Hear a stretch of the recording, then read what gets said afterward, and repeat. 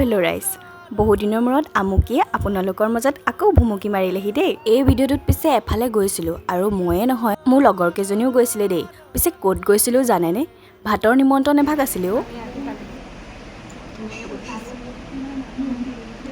ভাতৰ নিমন্ত্ৰণটো পিছে প্ৰীতম দাহঁতৰ ঘৰতে আছিলে। তাতে গৈ অলপ সময় বহাৰ পিছত ঘৰৰ মানুহখিনিৰ লগত কথা বতৰাটো হৈয়ে আছে আৰু তাৰ মাজে মাজে খাবৰ কাৰণেও বস্তু আহি আছে। আমি কেইজনী লগ হ'লে এটা কমন কাম হয়েই দেই, ফটো মৰা।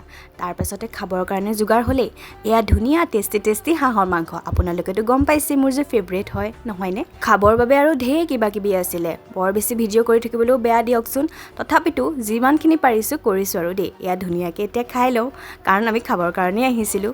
খাই মেলি আমি ঢেৰ লেকচাৰ মাৰিলোঁ, ফুৰিলোঁ অলপ, কিন্তু জানেনে ভিডিঅ' কৰিবলৈ তেনেকৈ নহ'লে প্ৰীতম দাকে উঠাব নোৱাৰিলোঁ। লাষ্টত এইটো ক্লিপে অকণমান লগাই দিছোঁ আৰু দেই। ৰিজনটো শুনি লওকচোন।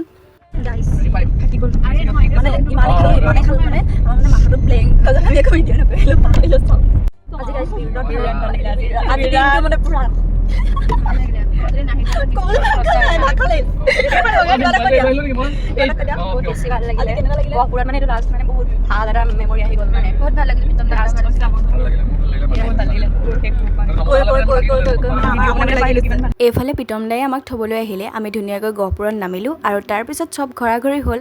এইফালে আমিও পিজিৰ ফালে বাট ল'লোঁ আৰু দেই। আজিলৈ ইমানেই, বাই।